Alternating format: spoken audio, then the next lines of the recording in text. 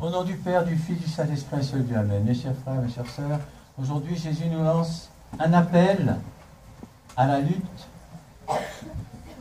parce que nous sommes souvent, nous chrétiens, un peu endormis dans notre croyance, certes, mais aussi dans nos actions. Alors aujourd'hui, le Seigneur nous demande à ce que nous nous rangions franchement et vaillamment sous sa bannière, sous son drapeau. Nous avons vu le possédé muet et aveugle. Nous avons vu aussi l'adversaire du démon, qui est le Seigneur, et aussi, je finirai avec le blasphème contre l'Esprit Saint. Jésus, il rend la lumière donc et la parole au possédé muet et aveugle, et bien sûr, il est l'objet d'appréciations très contradictoires. Pourquoi? Parce que beaucoup ne croient pas en lui, beaucoup sont jaloux, beaucoup ne comprennent pas. Belzébuth, c'est-à-dire le démon des démons, le possède, disent les pharisiens. Vous savez, quand on ne sait pas, on accuse toujours. Ainsi parle l'orgueilleux, l'ignorant, finalement. L'orgueilleux est ignorant. C'est le modeste, l'humble qui est savant. L'orgueil empêche tous ces hommes de discerner dans les œuvres de Jésus la toute-puissance descendue du ciel pour les relever et les sauver, tout simplement. C'est un manque de confiance, un manque de connaissance. Donc, c'est l'orgueil qui remplace. Ils estiment tous qu'une rédemption divine n'est pas faite pour eux, finalement, et refusent. Ils s'indignent en voyant la foule des simples bénéficier des merveilles dont ils ne veulent pas. Ils blasphèment plutôt que de s'humilier. Et Jésus démontre le caractère divin du pouvoir qu'il met en œuvre dans ces merveilles. C'est-à-dire ce que les hommes ne peuvent pas expliquer, donc tout de suite on est négatif, on est pessimiste, on est méchant, on l'attribue à une intervention infernale, ou on le traite de chimère. Ainsi, n'agit-on pas encore aujourd'hui à l'égard de Jésus dans le monde? Vous voyez, je viens de dire encore dans la presse, dans un village de France, il y a une grande statue de Saint Jean-Paul II, où on a voulu installer une croix, et au nom de la séparation de l'Église et de l'État, il faut enlever cette croix. Vous voyez, il n'y a pas que Daesh qui est contre la croix. Aussi, les gens qui autrefois étaient chrétiens ont perdu tout sens. La séparation de l'Église et de l'État, nous on la connaît parce qu'on a toujours été persécutés. Hein? Depuis Dioclétien, les Perses, même la police byzantine, l'islam bon an, mal an, et maintenant très mal an. La séparation de l'Église et de l'État, ce n'est pas ça. C'est qu'on refuse un espace sacré à la France. Donc, on va contempler ensemble, si vous voulez bien, Jésus au milieu de ses ennemis. Il est grand, il est calme, il est fier, il est fort. Non, il n'est pas fier, il est fort. Il va déjouer la tactique et les confondre, tous ses ennemis, tous ces pharisiens, tous ceux qui doutent, tous ces orgueilleux. Il va les confondre avec le sang-froid d'un soldat qui est sûr de vaincre. Mais on va constater en même temps combien la simplicité et l'humilité sont nécessaires pour juger sainement les œuvres de Dieu. Et c'est ce qui nous manque à nous tous, le clergé, comme certains fidèles. L'humble regard de la foi découvre seule l'action divine au fond des mystères où elle se cache. Et aujourd'hui, Jésus se déclare investi d'un pouvoir supérieur à tous les déchaînements de l'enfer. Alors on n'a pas de crainte pour l'enfer. C'est pas qu'on soit des saints, c'est pas qu'on mène une vie digne, non, c'est pas ça. Mais on sait que le Seigneur est toujours là et contre les déchaînements de l'enfer, il est bien supérieur.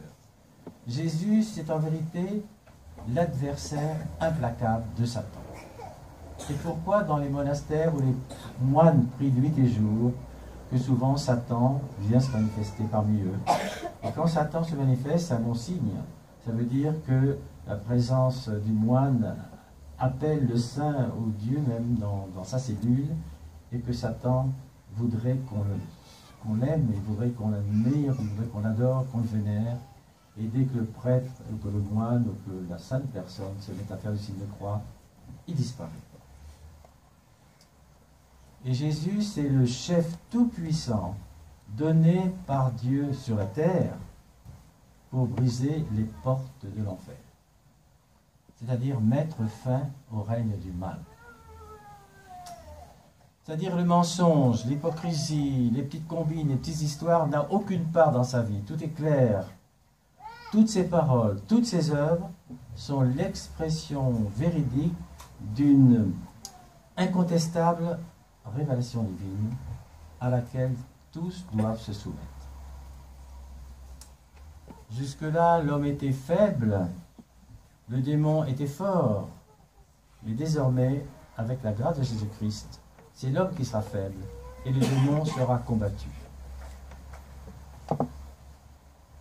Et Jésus, comme je vous disais tout à l'heure, au début, il invite ses auditeurs, ses disciples, mais aussi ceux qui le critiquent et qui ne comprennent pas, qui ne veulent pas accepter vraiment le Verbe incarné, c'est-à-dire qu'il est l'incarnation du Verbe.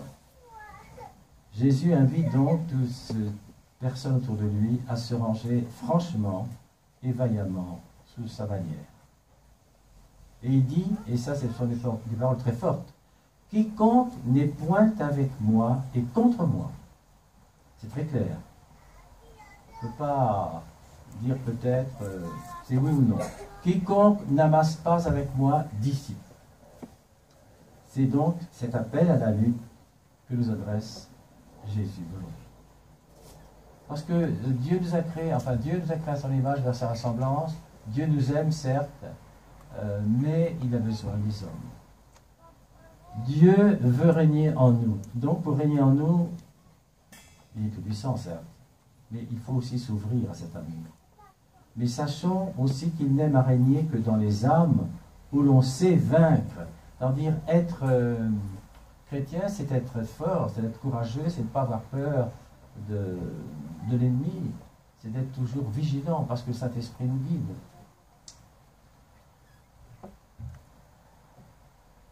Et encore, Jésus, je répète, parce que ce sont des paroles très fortes avec lesquelles on ne peut pas discuter, il n'est pas avec moi et contre moi. C'est-à-dire qu'au champ de bataille de la vie chrétienne, la neutralité est impossible.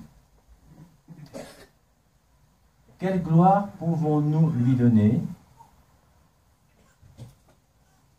Le suivre, l'écouter, vivre de ses commandements. Et nous voyons aussi Jésus qui va pardonner tout le mal qu'on dit de lui et qu'on lui fait. Il dit qu'il est disposé à pardonner les injures qu'on lui fait. Il sort donc à pardonner aux ingrats qui le maltraitent. Mais il déclare que s'opiniâtrer, c'est-à-dire insister beaucoup à ne pas reconnaître la divinité de l'esprit qui l'anime, c'est s'exclure à tout jamais du ciel. Justement, dans le Synaxaire, vous avez entendu l'histoire de Paul Tamosat. Lui, il était arien, il croyait à ce qu'Arius disait, que Christ était parfait comme homme, certes, mais il n'était pas consubstantiel de même nature que le Père. Il n'était pas Dieu, donc. Il était seulement homme. Et le blasphème contre l'esprit, c'est de ne pas reconnaître justement cette consubstantialité du Père et du Fils. C'est un langage sévère, certainement, parce que c'est le seul péché qui ne sera jamais pardonné. Quelle que soit l'étendue de sa miséricorde, c'est une faute que Jésus ne peut pardonner. C'est-à-dire, encore je le répète, c'est le refus de croire à la divinité de sa mission en ce monde. Et pourquoi? Parce que s'opiniâtrer, insister vraiment comme les pharisiens dans ce refus de croire, c'est faire tomber des mains du Sauveur les instruments du salut. On ne peut pas aller contre notre salut. Si on est chrétien, on peut pas aller contre notre salut. C'est mettre à néant les pouvoirs de réconciliation qu'il a reçus du ciel. Ainsi donc, en s'endurcissant, en se forçant dans notre refus de croire, c'est-à-dire pourquoi quand on a reçu la croyance que tout d'un coup on réagit, on change d'idée, on se dit je ne comprends plus rien, c'est-à-dire qu'on perd l'usage de la raison, et c'est qu'on perd l'usage de l'humilité, alors on devient orgueilleux, et on se met dans l'impossibilité de rentrer en grâce avec Dieu. Parce que Dieu veut le salut de tous. Et il n'est pas de faute qu'il ne pardonne pas, il pardonne toutes les fautes. Mais à qui se souvient à son Fils? Sauf, comme je vous disais tout à l'heure, ce péché contre le Saint-Esprit, et vraiment, on ne peut pas aller contre notre salut. Si on est contre notre salut, c'est qu'on est contre le Seigneur. Et bien sûr, ce péché-là, il dépasse absolument ce qu'une humaine condition peut penser. Mais Ne nous laissons pas attirer par les fluctuations du monde, les philosophies nouvelles, où le Christ, l'Église sont toujours mises à l'épreuve, et non seulement mises à l'épreuve, mais au doute. À quoi sert l'Église, à quoi sert ceci, à quoi sert les prières. Alors Jésus nous le dit aujourd'hui, parce que nous sommes finalement muets et aveugles. C'est pour ça ce symbole du mutisme et de l'aveuglement, c'est très très important. C'est-à-dire il faut que nous ayons la lumière et la parole pour pouvoir être éclairés et pouvoir éclairer les autres. Parce que Dieu nous donne une mission. Nous sommes les témoins de l'Évangile, laïcs ou membres du clergé. Et c'est très important que nous témoignions afin de faire connaître le Christ à ceux qui ne connaissent pas, qui n'ont pas eu le privilège de l'entendre, de le savoir qu'il existe. C'est pas à nous de juger ceux qui ne jeûnent pas, c'est pas à nous de juger ceux qui ne prient pas, c'est pas à nous de juger ceux qui ne connaissent pas le Christ, ni l'Église, ni Dieu. Mais c'est à nous, avec beaucoup d'intelligence, avec beaucoup de persuasion, avec beaucoup de simplicité, d'être des exemples, mine de rien. Des exemples modestes, mais des exemples de ne pas faire comme ce que se fait toujours. Être un peu à contre-courant finalement. Parce que les saints étaient toujours à contre-courant, et parfois n'étaient même pas compris de l'Église ni de leur supérieur. Alors donc aujourd'hui, il faut que cette lumière qu'on a reçue, cette parole qu'on a reçue, il faut absolument que nous soyons très forts, très courageux, parce qu'il y a des moments difficiles qui peuvent nous attendre. Hein? Il y a des moments, pas seulement quand on va en Orient ou dans les endroits où les églises sont discriminées, persécutées, mais même ici où tout semble facile, où une certaine liberté nous aliène finalement. C'est paradoxal, mais c'est comme ça. Donc le Seigneur nous invite à la vraie liberté, c'est-à-dire cette liberté qu'il nous a donnée par sa crucifixion pour sauver l'homme du péché, du mal.